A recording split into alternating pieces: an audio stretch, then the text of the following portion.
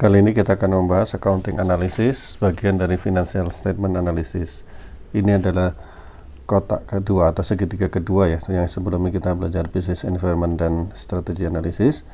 Saat ini kita belajar accounting analysis. Lingkup pembahasan kali ini adalah reporting environment, kemudian tujuan dari akuntansi itu seperti apa, accrual, konsep income, fair value, dan kemudian accounting analysis seperti apa.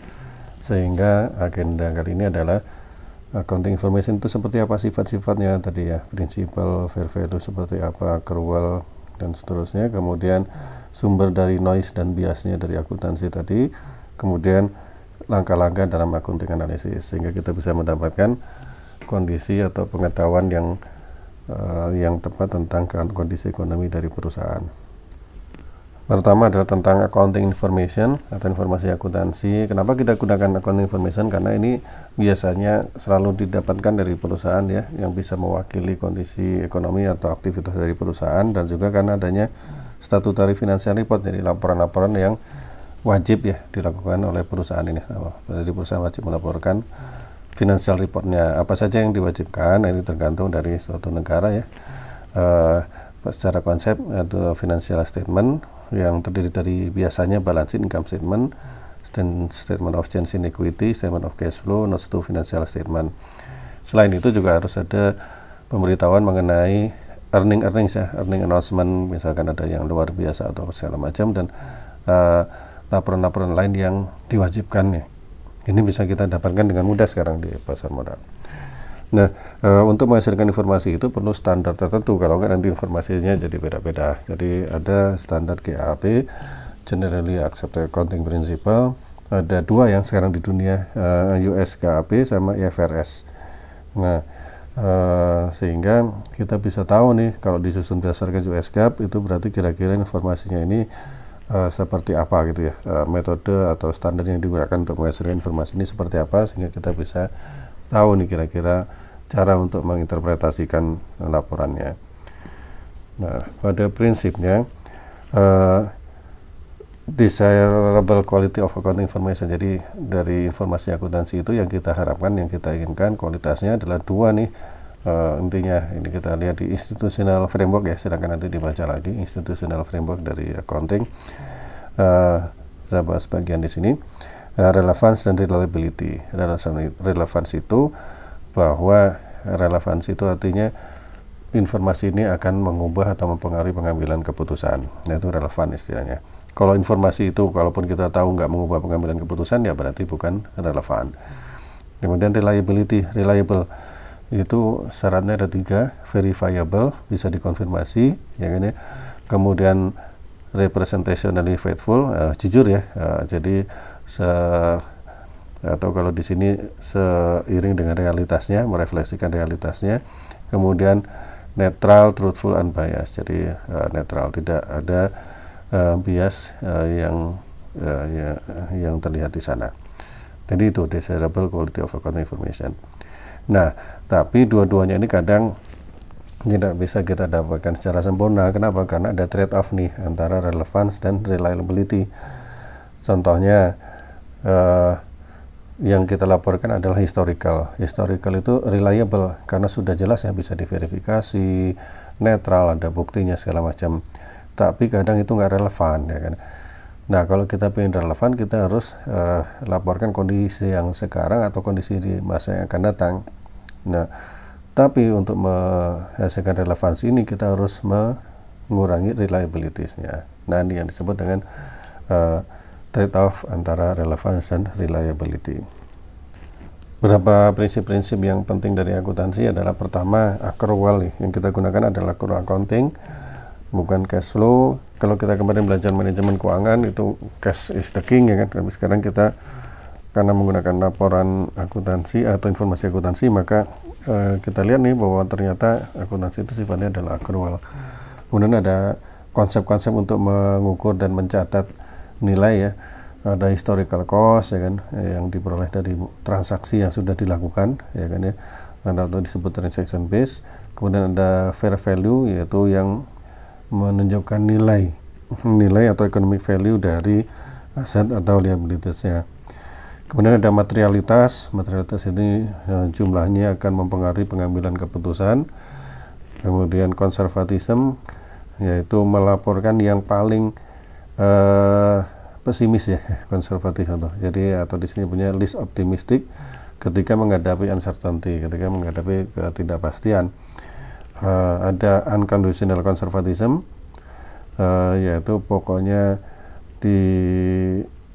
semuanya dicatat secara least optimistic, atau conditional conservatism, jadi mencatat loss secara seketika, tapi gains itu dicatat ketika hanya direalisasikan. Nah, di sini kita lihat bahwa untuk konservatisme ini akan membuat laporan keuangan selalu understate ya, selalu lebih ke arah rugi ya. Sehingga saat ini yang sering digunakan adalah fair value ya, prinsip fair value accounting, yaitu mengestimasikan economic value yang ada dari aset atau liabilitas. Nah, tetapi sayangnya fair value ini tidak mudah ya, tidak mudah. Kenapa? Karena ada banyak hal nih. Di sini kita kenal adanya hierarchy of fair value input, atau nilai dari fair value tadi. Yang pertama, level 1 itu kalau ada aktif marketnya, misalkan kita jualan beras. Nah, beras ini ada kan di pasar, kualitas yang sama, jumlah yang sama, kita bisa lihat harga pasarnya seberapa saat ini. Itu level 1. Kemudian level 2, barangnya nggak ada nih, tapi similar nih, barangnya ada yang sejenis ya kan, barangkali yang sama fungsinya, sehingga kita bisa tahu nih, oh ternyata kalau barang yang sama seperti ini, barang yang mirip ini, maka nilainya adalah sekian. Ini ada pasar yang aktifnya. Jadi kalau yang pertama tadi barang yang ada itu beneran ada di pasar sekarang, kalau yang level 2 barang yang sejenis, sehingga kalau barang yang sejenis ini mungkin angkanya akan sama persis atau tidak. Nah, ini makanya ini disebut dengan level 2 yang berikutnya ya. Kalau yang level 1 tadi yang paling meyakinkan. Nah, yang level 3 itu bahwa tidak bisa kita lihat nih karena di pasar tidak ada harganya, sehingga harus ada estimasi atau asumsi dari manajemen ini tentang nilai dari aset atau kewajiban tadi seberapa. Itu level 3. Nah, harusnya level 1 minimal, level 1 yang kita pakai, tapi minimal level 2 juga bisa dipakai. Nah, ini biasanya untuk financial asset dan financial liabilities. Nah, tetapi kalau untuk yang operating asset terkadang susah nih untuk bicara level 1, level 2. Karena misal kita beli mesin yang didesain sendiri untuk produksi kita, nah nggak ada lagi di pasar kan.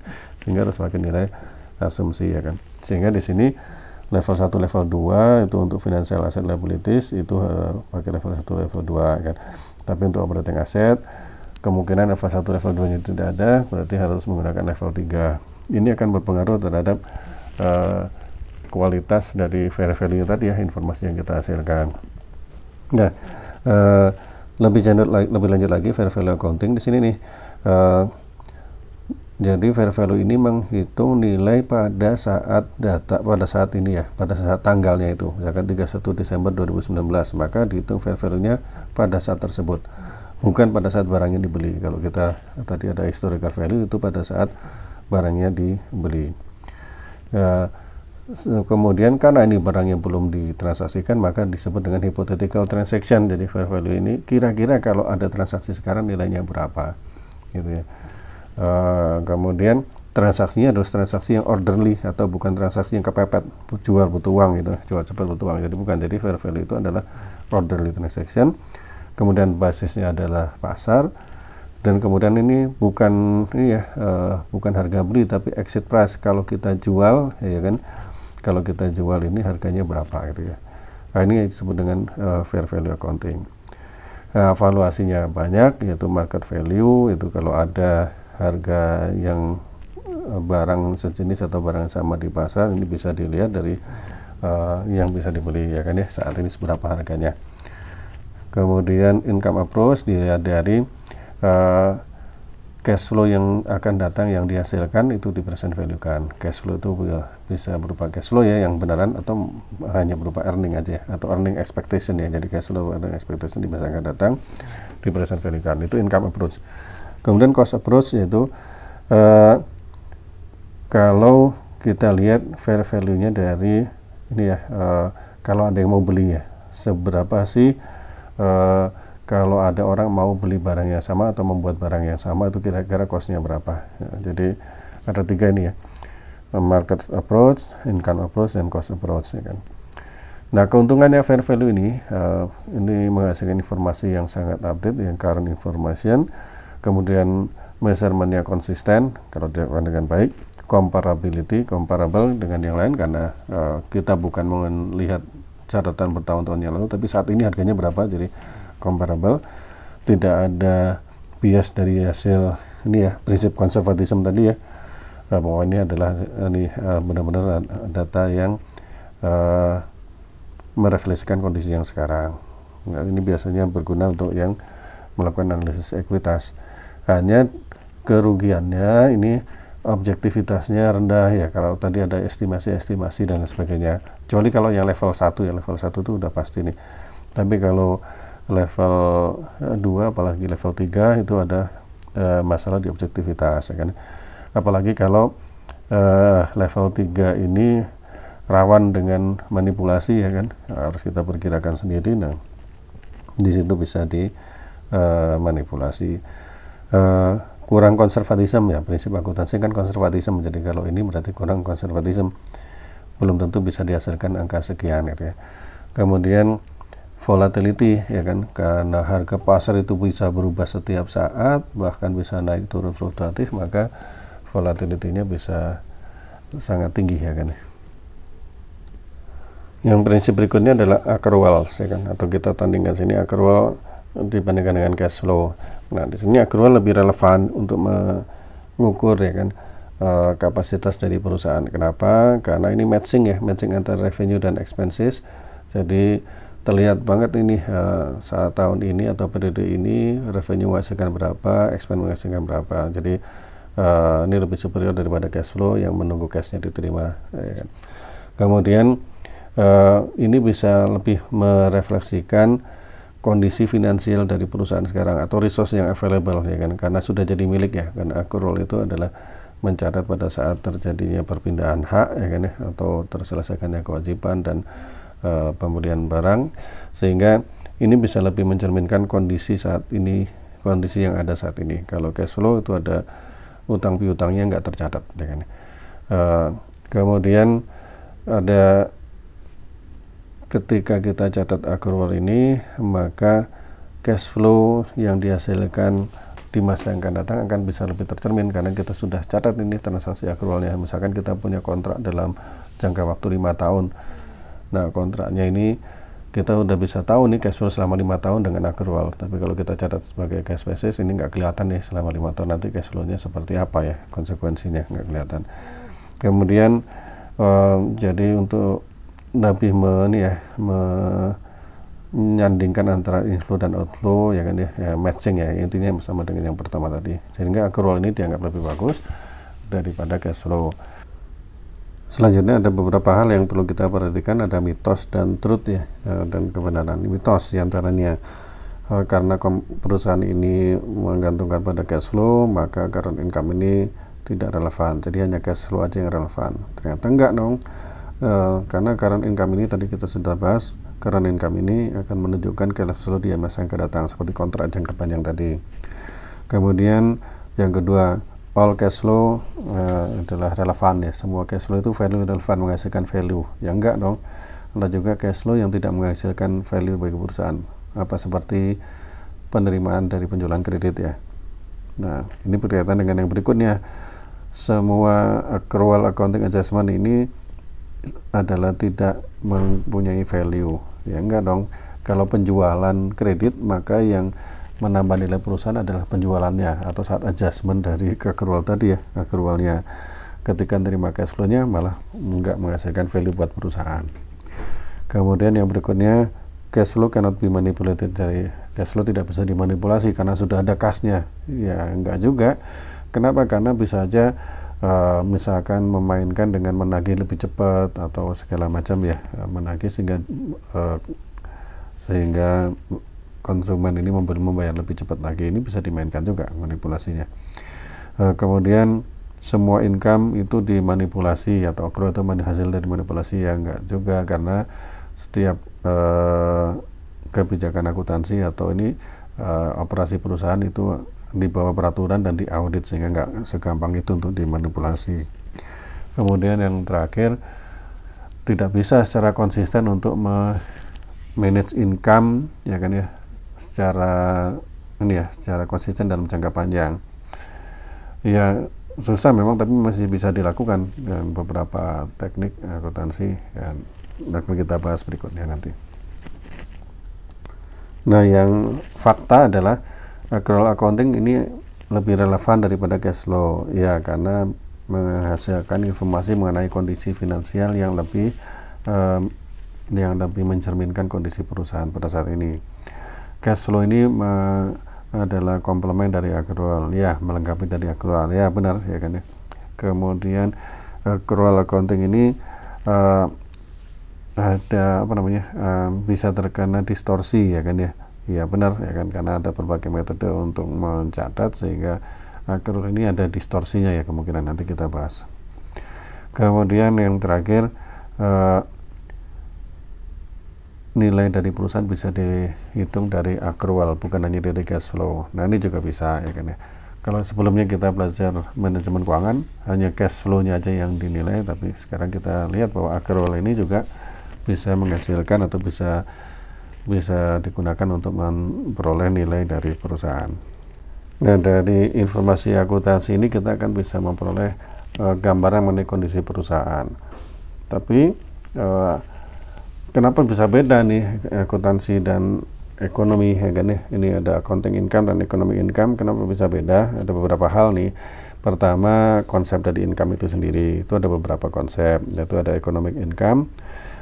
Economic income itu konsepnya adalah setiap cash flow ya, cash flow yang diperoleh oleh perusahaan ditambah present value dari expected cash flow atau adjustment, perubahan nilai. Jadi kalau kita ini ada yang berupa misalkan harga saham, itu ada tambahan dari dividen dan ada tambahan dari capital gain-nya. Kemudian ada konsep permanent income, jadi bahwa income itu harus yang permanen ya, yang stable. Kalau ini sebenarnya stabil rata-rata penghasilan dalam jangka panjang atau selama masa hidupnya ya kan ya, dengan kondisi yang saat ini ya kan. Nah ini permanent income, sehingga kalau ada fluktuasi ini nggak dianggap ya kan. Kalau ada hal-hal yang luar biasa itu tidak dianggap sebagai permanent income. Nah ini juga beda ya kan. Kemudian operating income ini income yang dihasilkan dari kegiatan operasi perusahaan, dari operasinya ya, bukan dari financing, bukan dari investing ya. Jadi kegiatan operasi perusahaan. Jadi di sini nyebutnya adalah net operating profit after tax atau NOPAT. Sehingga kalau konsep income-nya berbeda, ya kita hasilkan ya informasi yang berbeda. Jadi kalau economic income ini yang mana ini akuntansi tidak menghasilkan yang itu barangkali ya, kita tinggal menyesuaikan aja. Yang berikutnya adalah historical cost. Sekarang akuntansi tadi historical cost kita lihat tadi, maka ya selalu ada selisih nih antara history dengan yang current condition. Yang berikutnya adalah transaction basis, bahwa kadang ada economic effect yang tidak dicatat dalam akuntansi sampai adanya transaksi. Misalkan ada kesepakatan untuk membeli barang atau jual beli, ya ini nggak akan dilakukan kecuali sudah ada transaksinya. Jadi di akuntansi tidak tercatat ini kalau ada perjanjian seperti itu. Kemudian yang berikutnya adalah conservatism, kita udah bahas tadi. Yang terakhir adalah earning management, yaitu ya metode pencatatan dari manajemen yang menyebabkan ada hasil yang tidak sesuai dengan kondisi ekonominya. Ini bisa legal, bisa ilegal ya. Tapi di sini kita earning management ini masih dalam kondisi yang legal. Nah, karena sudah berbeda seperti itu, kenapa masih kita gunakan gitu kan accounting information ini?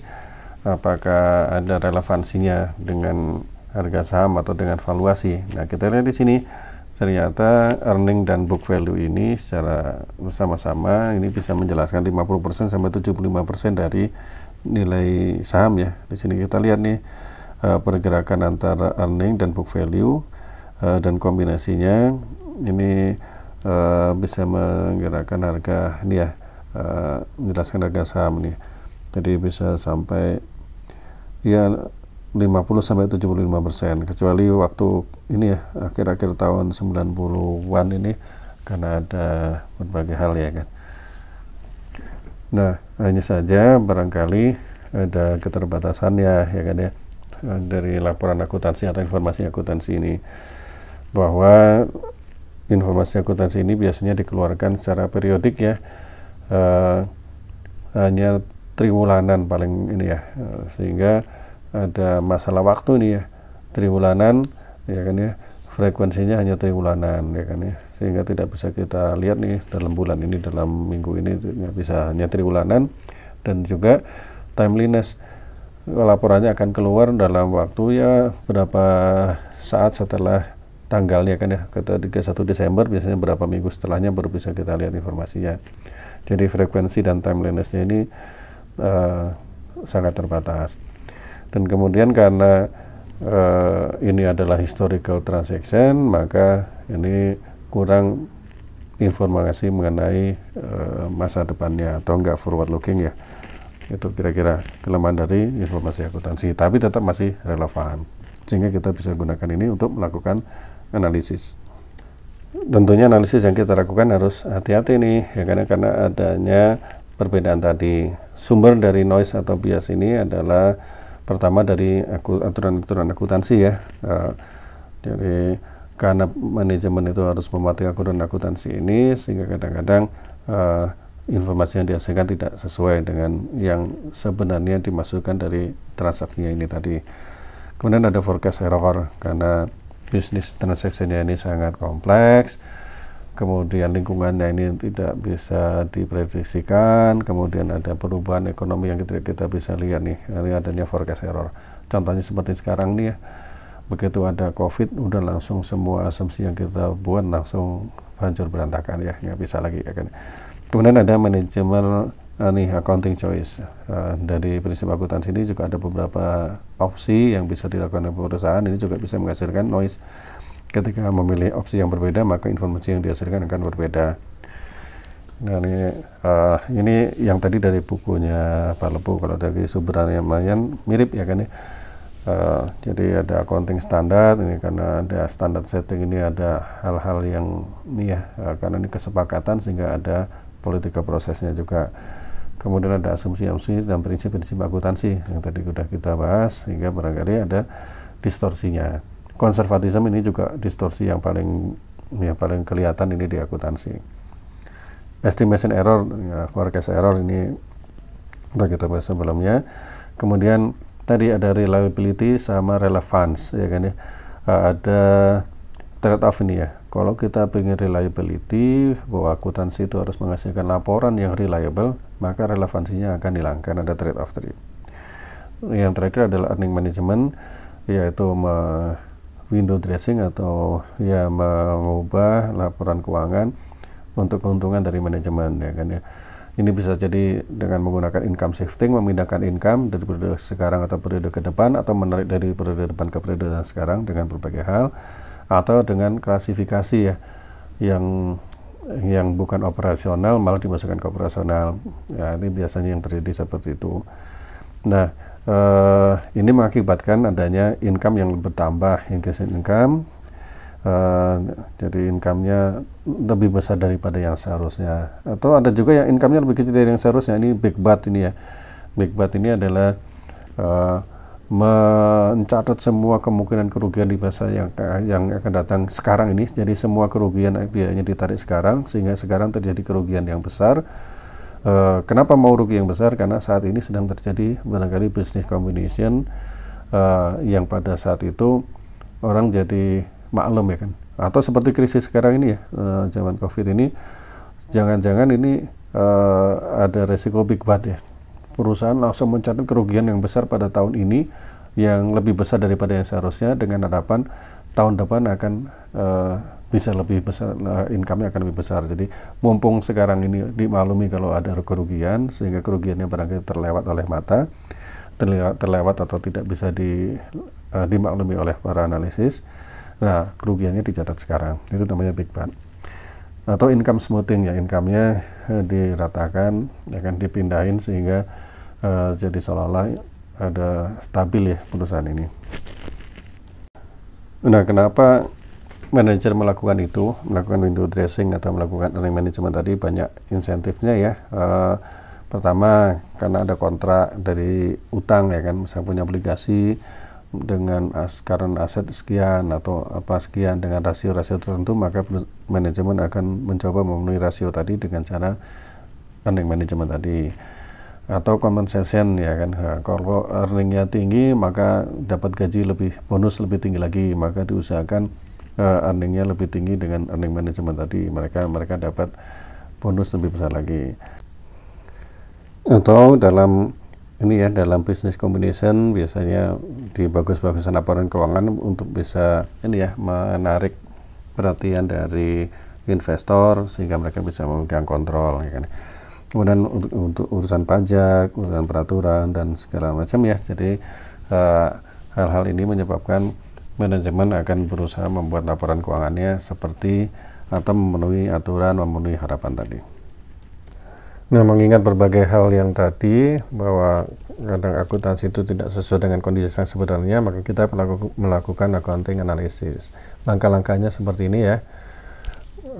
Key accounting policies, kemudian melihat fleksibilitasnya, melihat accounting strateginya, melihat disclosure-nya, kemudian potensial red flag, ini hal-hal yang harus kita cermati.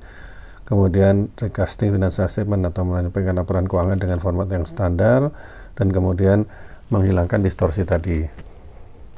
Langkah pertama adalah mengidentifikasi accounting policy yang utama ya, kebijakan akuntansi utama. Ini dilihat dari industri karakteristik ya kan, dan strateginya. Jadi kita telah melakukan analisis bisnis atau lingkungan industrinya dan kemudian strateginya. Ini menghasilkan akan terlihat di situ key success faktornya, apa sih yang akan mengakibatkan sukses dari perusahaan ini dan risiko-risikonya. Nah, key success faktor dan risiko ini akan kita lihat nih. Ini adalah langkah yang pertama nih, melihat key success faktor dan risikonya, akan melihat apakah kebijakan dan estimasi yang digunakan oleh perusahaan untuk mengantisipasi ini ya, mengantisipasi risiko dan mensukseskan key success faktornya. Nah, kemudian bagaimana kebijakan dan estimasi ini dilaksanakan, apakah bagus atau tidak. Contoh misalkan untuk banking industry itu adalah suku bunga, credit risk management. Nah, gimana perusahaan melakukan pencatatan atau kebijakan kebijakan atau accounting policy dari suku bunganya, dari melihat kreditnya ya kan, apakah write off-nya segala macam, itu akan terlihat jelas di sana. Untuk retail industry itu adalah key success faktornya adalah inventory management. Nah, gimana cara mencatat inventorinya, barangkali perlu kita perhatikan ya kan ya. Kemudian untuk manufaktur, ini manufakturer atau pabrikan, quality dan inovasi dari produknya ya kan ya, research and development-nya. Ini perlu kita lihat nih bagaimana kebijakannya untuk mencatat research and development dan seterusnya. Untuk leasing ini sangat tergantung dari dari nilai akhir residual dari lease equipment-nya tadi. Nah, kita lihat nih bagaimana kebijakan akuntansi dari perusahaan untuk mencatatnya atau mengelolanya. Langkah kedua juga kita lihat fleksibilitas dari manajemen ya, apakah accounting ini termasuk yang fleksibel atau enggak. Kalau akuntansi ini sangat tidak fleksibel atau sangat ketat, ini barangkali kurang informatif ya, seperti ada perusahaan-perusahaan yang diatur sangat ketat oleh pasar modal atau oleh pemerintah, bioteknologi misalkan, dan kemudian untuk consumer good, ini marketing outlet, ini tergantung dari kondisi di setiap negara ya. Kemudian kalau ada fleksibilitas yang cukup, maka ini akan menjadikan manajemen atau manajer bisa menghasilkan informasi yang lebih representatif ya kan ya, tergantung dari kemauan untuk manajemen untuk memberikan informasinya kepada pihak luar. Nah, biasanya yang common atau fleksibilitas yang secara standar itu ada kebijakan akuntansi yang diperbolehkan untuk mau dipilih ya kan ya, biasanya ya ada alternatif-alternatifnya. Depresiasi misalkan bisa sideline, bisa accelerated. Untuk inventory bisa FIFO atau average, tapi kalau sekarang barangkali harus FIFO, ya LIFO nggak boleh ya kan, ya, jadi FIFO atau average dan seterusnya ya, ini tergantung dari kondisinya, sehingga kita bisa lihat di sini oh ternyata kalau fleksibel harus kita lihat juga, kalau tidak fleksibel, nah berarti ini informasinya harus kita tafsirkan sesuai dengan apa yang ada di standarnya tadi. Dan dari analisis fleksibilitas tadi kita bisa lihat nih, oh ternyata fleksibel. Nah, ketika fleksibel maka risikonya ada dua nih, ada dua kemungkinan, yaitu bisa membuat manajemen itu memberikan informasi yang lebih bagus, ya kan ya, atau yang kedua menyembunyikan informasi yang sesungguhnya. Jadi kalau fleksibel itu seperti itu ya kan. Nah, hal-hal yang harus kita lihat atau kita cek atau beberapa pertanyaan ya kalau di sini kita sebutnya, apakah ada insentif bagi perusahaan ya kan ya untuk melakukan ini ya, melakukan diskresinya ya kan ya, untuk memanage earning ya, apakah sedang perusahaan sedang kesulitan atau sedang apa ya kan ya. Kemudian apakah ada hal-hal yang tidak biasa ya kan ya, ya kan ya, tidak biasa, tidak sama dengan industri ya, ini harus kita lihat ya kan. Apakah ada perubahan-perubahan ya kan, ada perubahan yang dilakukan oleh perusahaan tentang kebijakan policy-nya ya kan ya, apakah efeknya seperti apa. Kemudian ada cek juga accounting error-nya di masa yang lalu ya kan ya, apakah ada apa namanya, estimasi-estimasi yang aneh di masa yang lalu. Kita bilang aneh sih sebenarnya, misalkan tiba-tiba ada large period adjustment, apa bahasanya itu, ada adjustment di akhir tahun. Wah, ini pasti biasanya ini auditornya menemukan sesuatu harus di adjust. Nah, ini seperti itu ya kan ya. Ada kesalahan-kesalahan akuntansi yang bisa terlihat itu ya kan ya. Kemudian write off ya kan, misalkan perusahaan ini depresiasinya terlalu kecil ini ya, terlalu kecil sehingga pas pada berapa tahun itu terjadi akumulasi selisih dari nilai ini kapasitas produksi dan lain sebagainya, sehingga fixed aset tadi harus dihapuskan. Nah, itu besar sekali nilainya dan kerugian yang sangat besar. Nah, ini barangkali yang sebelum-sebelumnya ada earning management. Nah, seperti itu ya kan. Kemudian ada transaksi-transaksi yang dibikin, distrukturkan ya kan ya, untuk memenuhi tujuan tertentu, misalkan leasing ya kan, biar memenuhi kriteria capital lease ya kan, atau biar memenuhi kriteria operating lease dan lain sebagainya. Nah, ini accounting strategi dari perusahaan ini harus dilihat juga. Nah, yang berikutnya adalah quality of disclosure. Jadi penyajiannya apakah sudah memadai atau belum, atau sudah informatif atau belum. Kalau akuntansinya sendiri mungkin barangkali Bursa Efek itu mewajibkan minimum ya kan, minimum disclosure atau disclosure yang minimal seberapa ya kan. Nah, perusahaan atau manajer bisa menambahnya ya kan ya, menambah informasi sehingga bisa memperjelas informasi yang diberikan. Nah, biasanya yang kita tanyakan apakah ini perusahaan ini cukup memberikan informasi agar orang bisa memahami kondisi perusahaannya ya kan ya. Kemudian apakah menjelaskan dengan memadai accounting policy-nya, kebijakan akuntansinya dan mengapa memilihnya ya kan. Kemudian menjelaskan kondisi perusahaan, jadi bukan hanya angka saja tapi jelaskan apakah perusahaan sedang maju, sedang berkembang atau sedang turun dan lain sebagainya. Itu harus dijelaskan juga financial performance-nya, dijelaskan ya, bukan dalam angka-angka yang membuat orang jadi menjadi biasanya ragu-ragu. Kemudian ada juga non-financial performance, apakah cukup diinformasikan, kemudian apakah ada informasi tentang segmen, kemudian bad news, informasi yang jelek-jelek apakah juga disampaikan juga ya kan, bagaimana cara mengatasinya dan risikonya ya kan, sehingga investor jadi tahu nih. Jadi bad news itu kadang lebih bagus untuk disampaikan sehingga kita tahu bahwa perusahaan ini aware tentang bad newsnya tadi dan kemudian sudah melakukan langkah-langkah untuk mengantisipasinya ya kan. Kemudian apakah cukup ini informasi pada investor ya kan ya, apakah investor bisa mendapatkan informasi tentang perusahaan dengan mudah. Nah, berikutnya adalah red flags ya, bendera merah ini. Hati-hati misalkan kita temui hal-hal seperti ini, maka harus kita telusuri lebih lanjut lagi nih, atau analisnya harus menelusuri lebih lanjut lagi. Misalkan ketika ada perubahan kebijakan akuntansi, apalagi ketika perusahaan kinerjanya sedang rendah ya kan ya. Begitu kinerjanya rendah, ganti kebijakan akuntansi. Nah ini harus kita lihat lebih lanjut lagi. Kemudian ada transaksi yang tidak dijelaskan yang membuat perusahaan mendapatkan profit ya kan ya. Tiba-tiba ya kan, kemarin ada di kasus Garuda ya kan ya, dari rugi tiba-tiba untung besar. Ada apa ini ya kan, itu harus ditelusuri ya kan ya.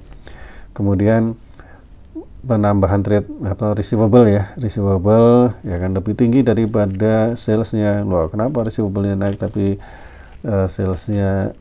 receivable naik lebih tinggi daripada sales? Nah, jangan-jangan ada hal yang harus kita perhatikan di sana ya kan.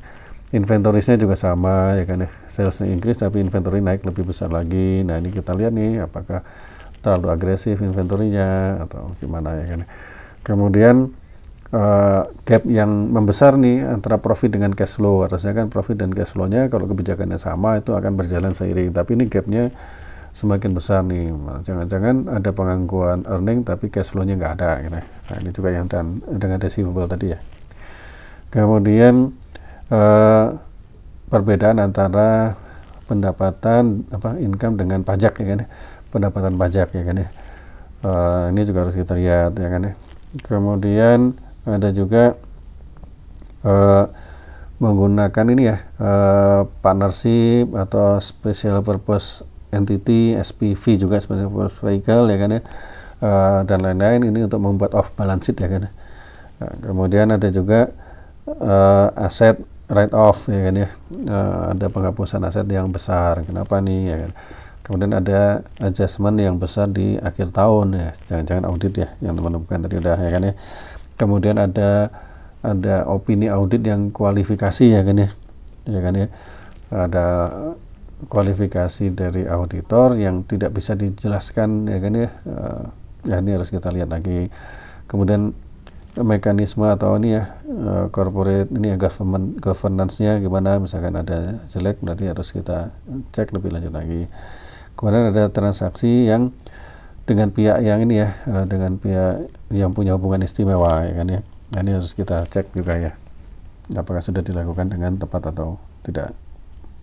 Nah yang terakhir adalah melakukan adjustment ya untuk hal-hal yang tadi kita temukan, kita hitung, kita pertimbangkan agar bisa menghasilkan informasi yang tepat, adalah reliable atau mencerminkan kondisi ekonomi yang sesungguhnya ya kan ya. Nah ini disebut dengan undoing ya, accounting distortion. Jadi kita adjust lagi, ya kita bikin pro forma ya, jadi bukan di adjust di laporan keuangan, tapi kita bikin pro forma di hitungan kita, jadi dinyatakan kembali dengan nilai yang sudah kita adjust, kita ini ya, kita hilangkan distorsinya. Nah kemudian juga di recast to financial statement-nya, jadi menggunakan format yang standar atau template yang standar ya kan ya, sehingga kita bisa melakukan perbandingan atau komparasi ya kan ya, dengan perusahaan lain atau dengan kondisi di masa-masa yang lalu dengan waktu-waktu yang lain. Jadi recasting dan undoing accounting distortion ini langkah yang terakhir, itu hasilnya ya nanti. Nah beberapa catatan di sini adalah, pertama, conservative accounting ini tidak sama dengan good accounting ya kan, karena kadang konservatif itu terlalu misleading juga ya. Konservatif itu sama misleadingnya dengan agresif ya kan, jadi sama-sama, terlalu rendah juga jelek, terlalu tinggi juga jelek ya kan ya. Kemudian kadang ada akuntansi yang tidak umum ya kan ya, unusual accounting itu kadang bisa bisa dijelaskan, bisa dimaklumi karena sifat dari perusahaan yang memang unik ya kan. Kemudian barangkali juga perubahan akuntansi itu, perubahan kebijakan akuntansi itu juga karena ada perubahan kondisi dari perusahaan. Jadi tidak semuanya perubahan itu tidak dibenarkan ya. Jadi kadang ada perubahan juga atau hal-hal yang aneh itu yang bisa kita maklumi atau justified bahasanya ya. Yang terakhir kita lihat bahwa ternyata informasi akuntansi atau accrual atau earning ini, apalagi yang di masa yang akan datang, ini relevan bagi investor, bukan hanya cash flow aja. Jadi accounting analisis ini sangat penting. Kemudian juga apabila ada accounting yang misleading atau accounting yang salah, yang bias, maka kalau kita bisa menemukannya atau mengadjustnya dengan proses accounting analisis ini, maka itu juga akan bisa memberikan value. Yang terakhir, bahwa ternyata saham itu bisa tahu ya kan ya, walaupun mungkin agak lambat atau kapan terjadinya kita nggak tahu, bahwa ada earning management dari perusahaan, sehingga kita sebagai analis harus tahu ya kan ya, sehingga bisa mengantisipasinya bahwa nilai dari saham ini akan kembali ke nilai titik yang fundamentalnya. Jadi kalaupun sekarang tidak sesuai, maka lama-kelamaan akan kembali ke nilai yang fundamental lagi.